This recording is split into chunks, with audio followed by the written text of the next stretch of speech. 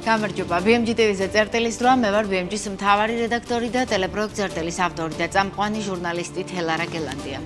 ტურიზმია დღევანდელი წერტილის ფოკუსში, რამდენიმე წუთში ჩვენს კითხვებს უპასუხებს შემომყვან ტუროპერატორთა ასოციაციის თავმჯდომარე ია თაბაგარი, რომელიც ცოტა ხნის წინ დაბრუნდა დუბაიდან, სადაც Arabian Travel Market 2025-ში მონაწილეობდა, რომელიც ახლო აღმოსავლეთში ერთ-ერთი უდიდესი ტურისტული გამოფენაა. Როგორც ცნობილია, Arabian Travel Market-ზე ტურიზმის ეროვნულ ადმინისტრაციასთან ერთად 33 ქართული ტურისტული კომპანია და სასტუმრო იყო წარმოდგენილი, ასევე აჭარის ტურიზმისა და კურორტების დეპარტამენტი და იმერეთის დანიშნულების ადგილის მართვის ორგანიზაცია. ვიდრე იმაზე ვისაუბრებთ, როგორი შედეგებით დაბრუნდა ტურიზმის ინდუსტრია დუბაიდან, საიდან აქვს შანსი საქართველოს მოიზიდოს ტურისტები და რამდენად ეფექტიანად გამოსდით ტურიზმის ადმინისტრაციასა და კერძო სექტორს თანამშრომლობა, ძალიან მოკლედ მოგიყვებით, როგორი იყო ტურიზმისთვის პირველი კვარტალი, რომლის შესახებ ოფიციალური მონაცემები აპრილის ბოლოსკენ ჯერ ტურიზმის ადმინისტრაციამ, შემდეგ კი თავისი კვლევა უფრო მეტი მონაცემით ტრადიციულად საქსტატმა გამოაქვეყნა. 2025 წლის პირველ კვარტალში საქართველოს ტერიტორიაზე დაფიქსირდა საერთაშორისო არარეზიდენტი მოგზაურების 1,3 მილიონი შემოსვლა, რაც 1,1%-ით მეტია წინა წლის ანალოგიური პერიოდის მაჩვენებელზე.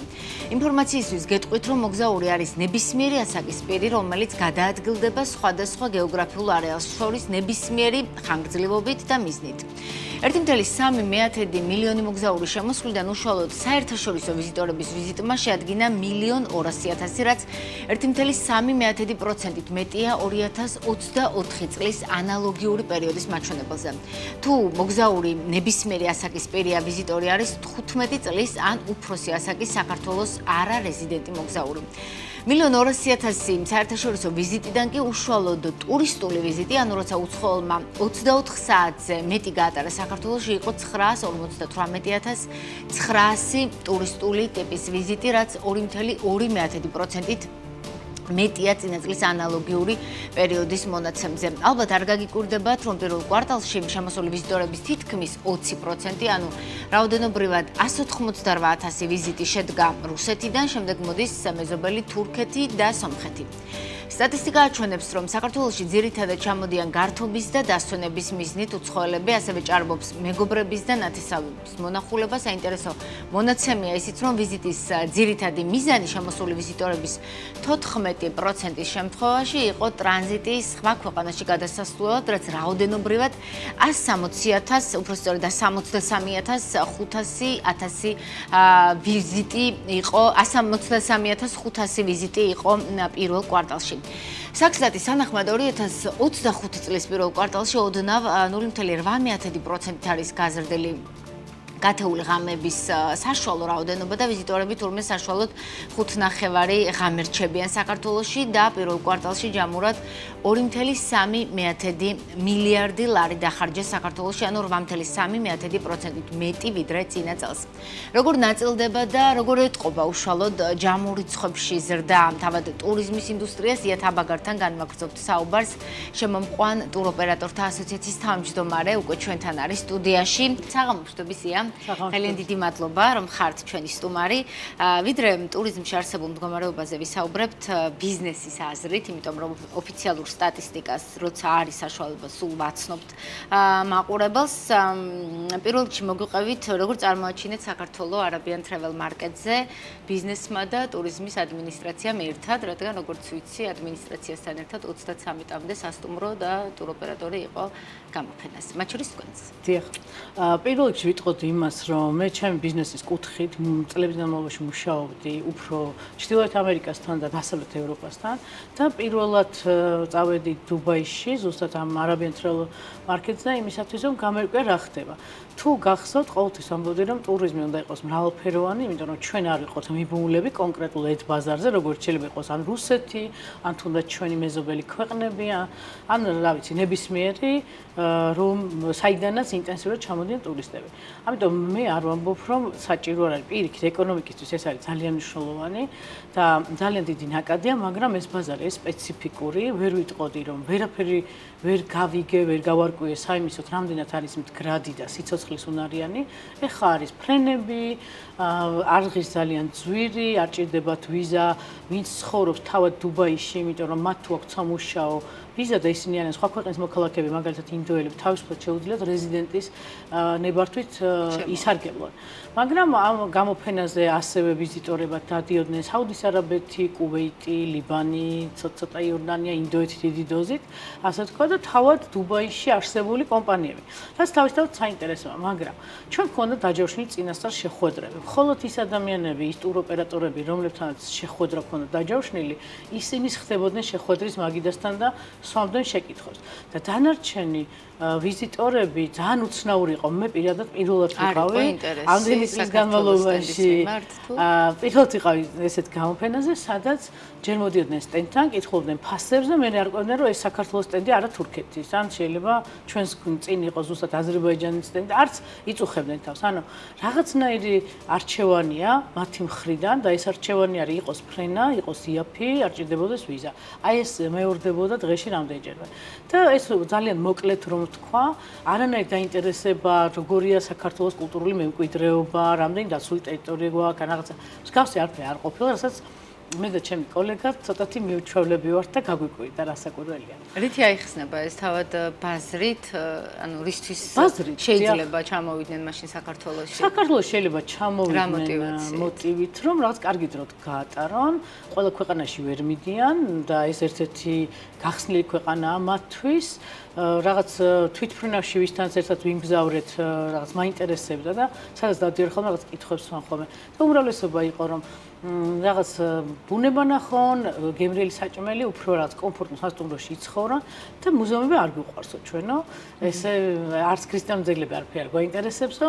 ჩვენთან უბრალოდ კულტურული მემკვიდრეობა ძალიან დაკავშირებული არის ქრისტიანობასთან და რელიგიასთან, რადგან არქეოლოგია იმდენად სუსტი გვაქვს, რომ არ გვაქვს ბევრი ადგილები, სადაც შეიძლება ესეთი ხალხი მივიყვანოთ. თუმცა თავიანთ ქვეყნებში, იგივე იორდანია იქნება ეს თუ საუდის არაბეთი, ძალიან კარგად აქვს ეს ყველაფერი განვითარებული ტურისტებისთვის და ვიზიტორებისთვის.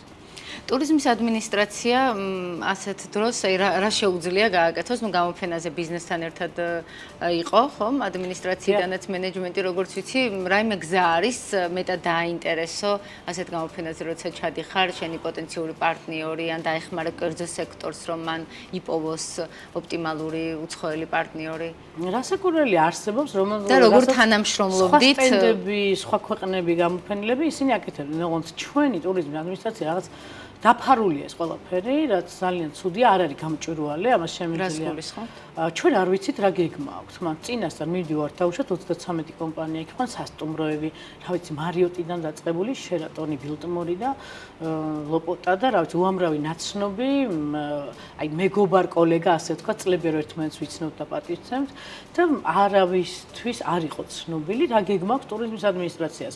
ანუ ხო შეიძლება რა სახის ინფორმაცია გჭირდებათ? საერთოდ ეხლა გეტყვით, რაღაც მხოლოდ ყურმოყრით ვიცით ყველამ რომ უნდა დაიხარჯოს 20 მილიონი ახლო აღმოსავლეთის ბაზარზე, ეს არ არის პატარა თანხა მარკეტინგისთვის.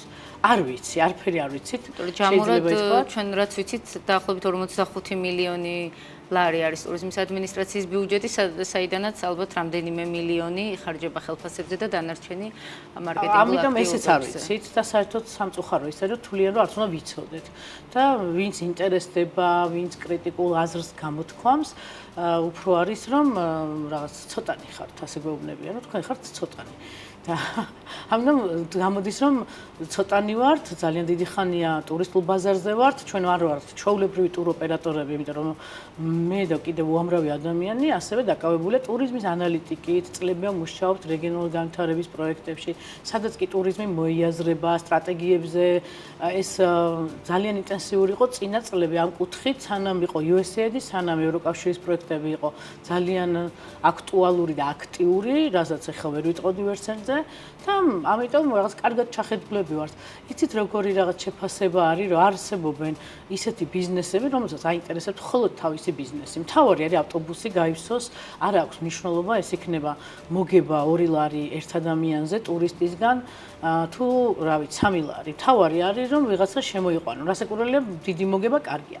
მაგრამ არსებობენ ასევე ისეთი სეგმენტი თავისთავად ტურისტ და მასპინძლობის ინდუსტრიაში, რომლებიც არა მხოლოდ ფიქრობენ, არამედ ძალიან მნიშვნელოვან როლს ასრულებენ იმისათვის, რომ ქვეყანაში განვითარდეს ტურიზმი, ჩვენ არ დავკარგოთ არავითარ შემთხვევაში დასავლეთ ევროპის და საერთოდ ევროატლანტიკური მიმართულება და ყოველთვის წინ ვიხედებოდით და ეხლა რაც ხდება გულდასაწყვეტი, არავინ არაფერს არ ლაპარაკობს და ბოლო, რა ვიცი, 25 წელია კი არა, შეიძლება მეტი, როდესაც ითქვა, რომ ჩვენი მომავალი, ჩვენი ბიზნესი, მდგრადი ტურიზმი, სიცოცხლისუნარიანი ტურისტები და თვითონ ნაკადები არის ევროპიდან, რაღაცნაირად, აი, როგორ გითხრათ, გამქრალია ყველანაირი მედიიდანაც, თავისთავად ინსტიტუციებიდანაც და ძალიან ცოტა ხალხი ლაპარაკობს ამაზე ხმამაღლა. თუმცა ტურიზმის სტრუქტურასაც თითქოს ეტყობა, ალბათ დუბაის გამოფენაზე ნაკლებად აისმებოდა კითხვები საქართველოს საგარეო კურსზე მათ შორის, ალბათ იმ ბაზარს ნაკლებად აინტერესებს,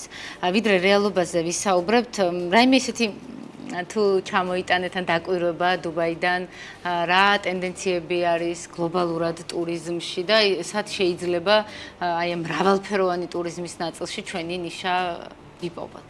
მე ვფიქრობ, დუბაის შემთხვევაში ეს არის მაღალი კლასის სასტუმროები, ჯერჯერობით ესეთი საუბარი იყო, თუმცა ფასზე არის ძალიან გზნობიარეები და ვფიქრობ, რომ საბოლოო ჯამში წელს, აი 2025 წელს, შეიძლება 2026 წელს არანაირი ილუზია იმისი, რომ შეიძლება ლაქშერი ტურიზმია განვითარდეს ან ვინმე ჩამოვიდეს, ერთეულებს არ გულისხმობ, არ უნდა გქონდეს ეს.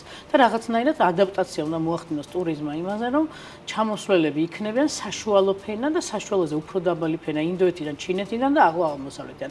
ეს არის ჩემი დასკვნა, რაც ძალიან სამწუხაროა, იმიტომ რომ ქართული ტურიზმი აქეთ არ მიდიოდა, სხვა მიმართულება ჰქონდა და საერთოდ ცოტათი აი კრიტიკული რატომ გადავხვიეთ თუ რაღაცნაირად მათ შორის პოლიტიკური მდგომარეობაც, სიტუაციაც, კურსიც განსაზღვრავს, იმიტომ რომ ბიზნესსაც შეიძლება ბევრი არჩევანი არ აქვს, შეიძლება რამდენიც არ უნდა ეცადოს ტურიზმის ადმინისტრაციამ, რომ უფრო მეტი ევროპელი ტურისტი მოიწვიოს, თუ რაღაც საერთო ფონი არ არის ქვეყანაში, ალბათ რთულია უფრო მეტი გერმანელი ტურისტი ჩამოეყვანო ქვეყანაში.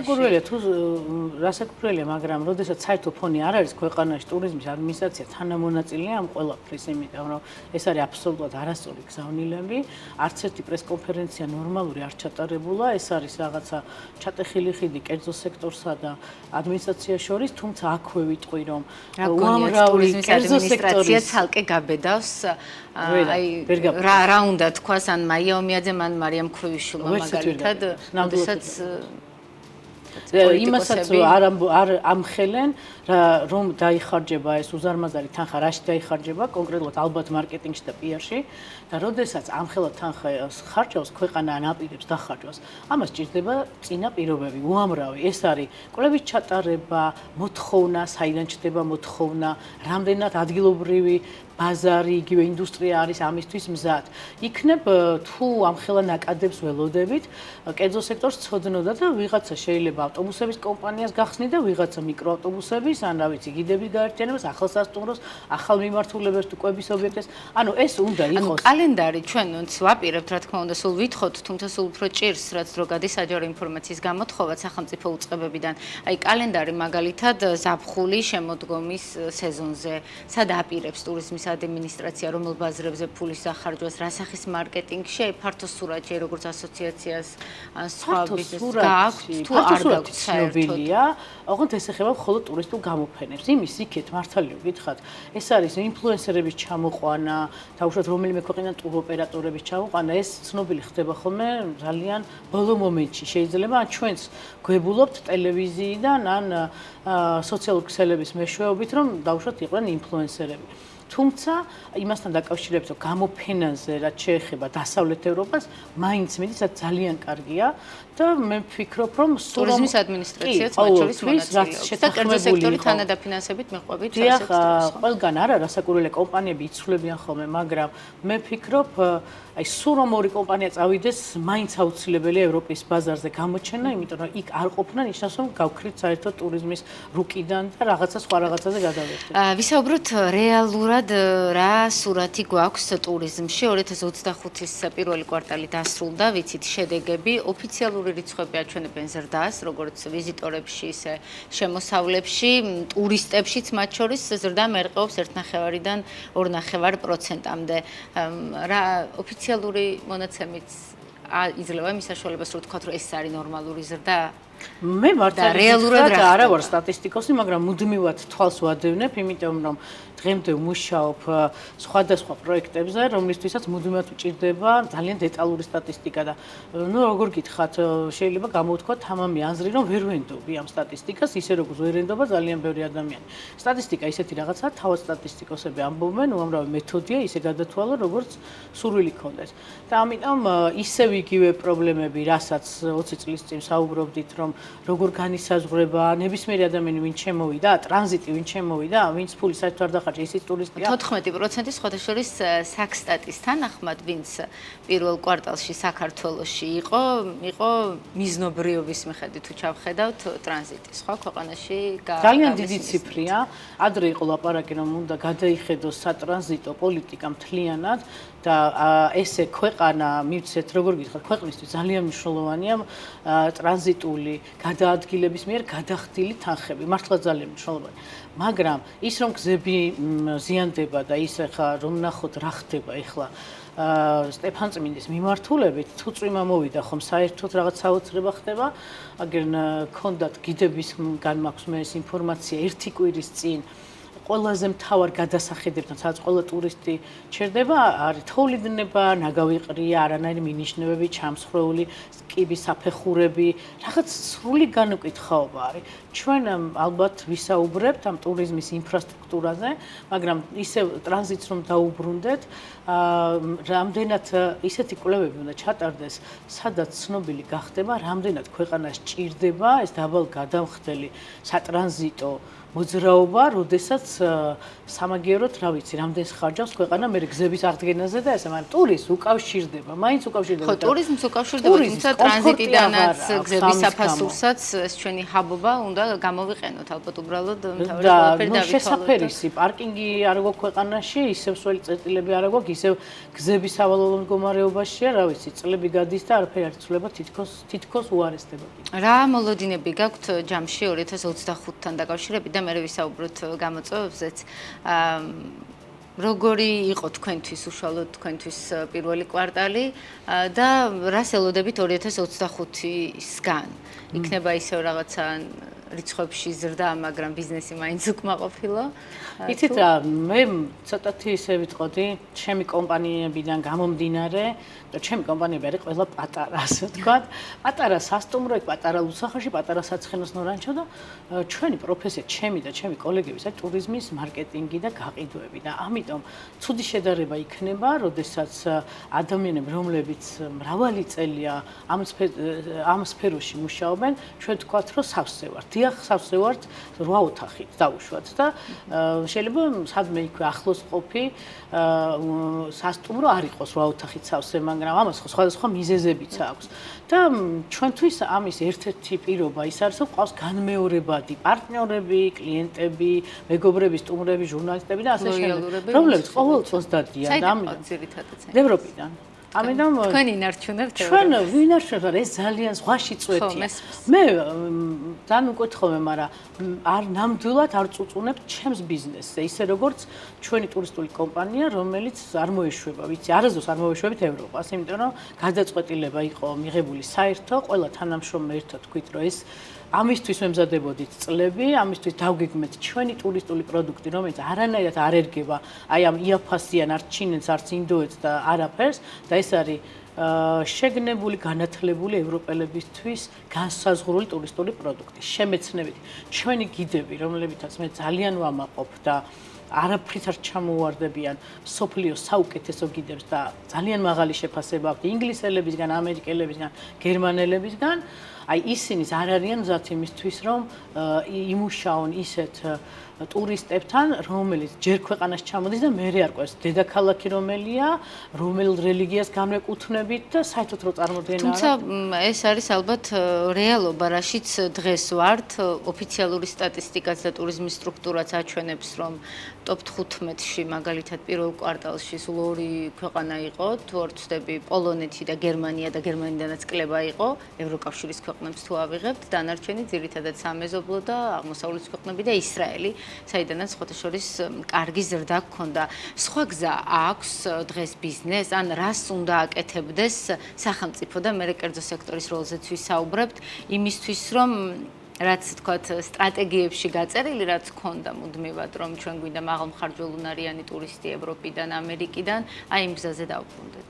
რას უნდა აკეთებდეს? მე ვიცოდი რომ სულ ცარიელს ალბათ და დამეთანხმებით ბიზნესაც ურჩევნია, რომ ინდოეთიდან, ჩინეთიდან რასაკვირველია, ზუსტად ამიტომ ვიყავით ამდენი კომპანია დუბაიში, თუმცა იქ იყვნენ კომპანიები, რომლებიც ძალიან დიდი ხანი იქ დადიან და მთლიანად მუშაობენ, აი მთელი თავისი რესურსით მუშაობენ ამ მიმართულებით.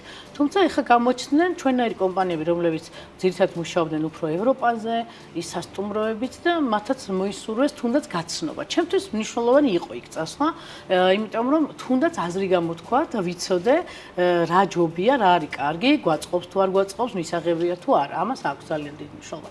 და რა უნდა გაკეთდეს? მე ვფიქრობ, რომ იმდენად, რამდენადაც აი სისტემა თვითონ უშლის ხელს ყველაფრის განვითარებას, ეს ინფრასტრუქტურა იქნება თუ საგარეო ურთიერთობები, ეკონომიკა, ტურიზმი, თვითონ სისტემა უნდა შეიცვალოს, სტრატეგია უნდა შეიცვალოს. როგორც მივხვდი, ძალიან ბევრი უწყება ერთმანეთს საერთოდ არ ელაპარაკება, იმიტომ რომ არის აგერ უწყება ტურიზმის ადმინისტრაცია და ეკონომიკის სამინისტრო, რომლებიც ცდილობენ, რომ მართლა უზარმაზარ თანხებს ხარჯავენ და ენერგიას, რომ ინდოეთიდან შემოიყვანონ ტურისტები და ამ დროს სასაზღვრო უკან აბურუნებს ამ ტურისტებს და ფაქტიურად რაღაცა შეუსაბამობა არის.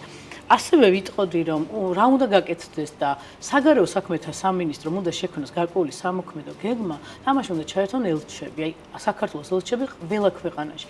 ეს ელჩები ყავს უამრავი ევროპაში. კობახიძე ამბობს ხოლმე, რომ ევროპის ქვეყნებში საქმე არ აქვს ელჩებს და პოლიტიკური მიმართულებით და ტურიზმი რაღაცა ზუსტად მეც ვიცი რომ ესე არის, იმიტომ თვითონ რამდენიმე ელჩს ვიცნობ და ძალიან შეწუხებულები არიან ამ ყველაფრით და რაღაც ნაბიჯები უნდა გადაიდგას, რასაკვირველია. მაგრამ ალბათ რთული არ არის, აი თქვენ თქვათ მარტივად ეკონტაქტებით, შეიძლება თქვათ კონტაქტები ბევრი წლის გაქვთ და ერთგული ტურისტები განმეორებით ისევ ჩამოდიან, მაგრამ მე როცა ახალ პარტნიორს ესაუბრებით, კითხვები არ არის, მათ შორის გულისხმობ ძირითადად ევროპას, აი საქართველოსთან მიმართები თუ არ აქცევენ დიდად ყურადღებას? ძალიან დიდ ყურადღებას აქცევენ და მაგალითებს მოვიყვან.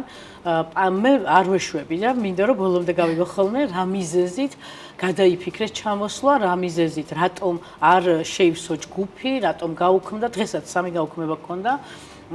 ერთი ბრიტანეთიდან, ერთი ამერიკიდან, ერთი გერმანიიდან, სექტემბრისაც. მიზეზი ხა გერმანიიდან უფრო შინაური კომპანია და ვერ მოაგროვეო ხალხი მეუბნება და არ ვიცი მიზეზია და დანარჩენებმა მითხეს ეს რაღაცა რომ თქვენი მთავრობა დაასანქცირაო ჩემმა სახელმწიფომ და მე არ შემიძლია ეხლა ისეთი ქვეყნის რეკლამირება გავაკეთო და ისეთი ტურისტული პროდუქტის, რომელიც თითქოს და აკრძალულია მის სახელმწიფოს მიერ. მაგრამ ეს სანქცირება მისი სახელმწიფოს მიერ ჩვენი მთავრობის ეს არის ძალიან, როგორ გითხრათ, აი ტურიზმზე ძალიან მოქმედებს, ასე ვთქვათ. ძალიან ცუდია. რა შეუძლია კერძო სექტორს გააკეთოს ამ სიტუაციაში და რამდენად ხმამაღლა ისმის კერძო ტურიზმის ინდუსტრიის ხმა, რომ რაღაცა სხვანაირად არის გასაკეთებელი, რაღაცა რამდენად ერთიანები ხართ.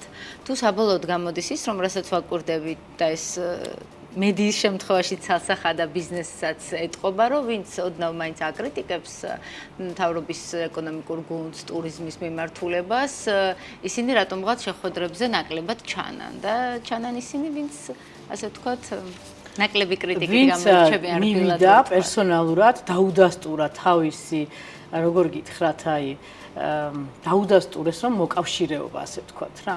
ამიტომ ვიტყოდი რომ ერთია ყველას, რომ მეტი ტურისტი ჩამოიყვანოთ საქართველოში. მე ვერ ვიტყოდი რომ ჩემთვის არ არის მიზანი რომ მეტი ტურისტი ჩამოიყვანოთ საქართველოში. მე მინდა ალბათ ჩემი ბიზნეს კარიერის განმავლობაში ვიყო ერთ-ერთი ადამიანი, რომელიც სწორ კვალს დატოვებს ტურიზმში და ეს იქნება მდგრადი ტურიზმი თუ ეკოტურიზმი, იყოს ცოტა, მაგრამ იყოს ხარისხიანი და ქვეყანაც იყოს ხარისხიანი და ტურისტული ინფრასტრუქტურაც იყოს ხარისხიანი. იმიტომ რომ მეტი ტურისტისთვის ჩვენ მზად არ ვართ. აი წარმოიდგინეთ წინა პრემიერ-მინისტრები, რომლებიც ამბობდნენ, რაც შეიძლება მეტი ტურისტი საქართველოში და 2019 წლის მონაცემებს რო ადარებდნენ 9 მილიონი ნახევარს.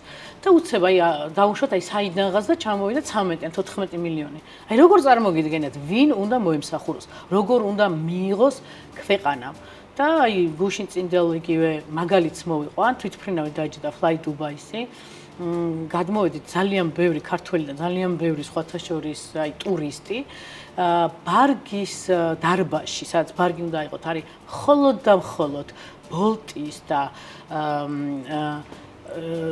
იმისი რა ქვია, ბოლტის რეკლამები იყო, უძრავი ქონების, რასაკვირველია და კაზინოების, მეტი არაფერი. სად არის ლამაზი საქართველოს თავისი თუნდაც რელიგიაზე თუ არ იქნება გამახვილებული ყურადღება და ეკლესიის ფოტო არ იქნება, ბუნების იყოს, ჩანჩქერის, შატოების თუ რაღაცების.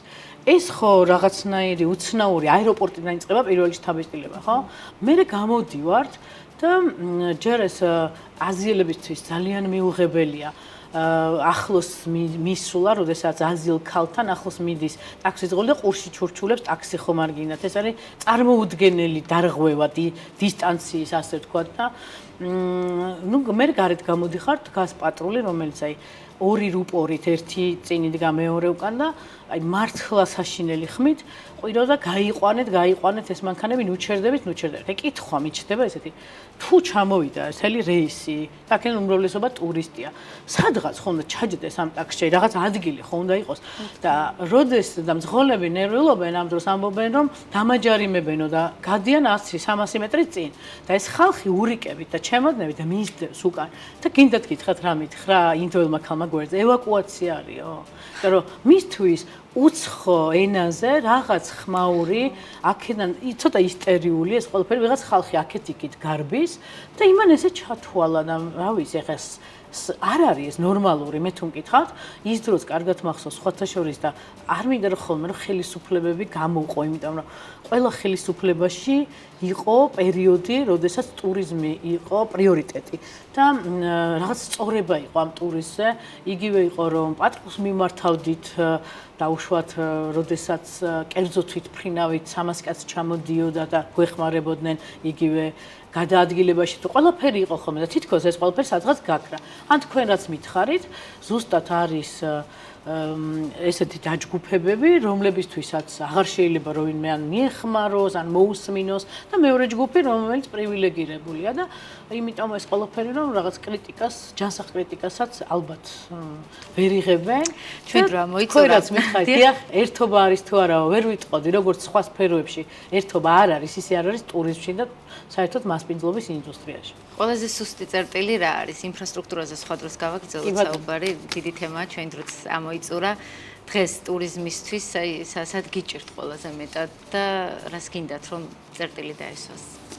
მე ვისურვებდი რასაკვირველია ისევ რომ იყოს ერთიანი ხედვა და სწორი ხედვა იყოს და ესე არ ვიყოთ ქაოტურად რომ ჩვენ ისიც არ ვიცით 2026 წელს რომელი ქვეყანა ჩამოვა ტურიზმი და საერთოდ იქნება თუ არა ტურიზმი როგორ იქნება იმიტომ რომ ეს ყველაფერი ქაოტური ქვეყანაშიც ცოტა რბილად რო ვთქვათ უცნაური მდგომარეობაა. მადლობა ია საინტერესო აქცენტებისთვის, წარმატებები თქვენ. წერტილი დღეს ამით დასრულებულია. ჩვენს კითხვებს პასუხობდა საქართველოს შემომყვან ტუროპერატორთა ასოციაციის თავმჯდომარე ია თაბაგარი. მე ხვალამდე გემშვიდობებით.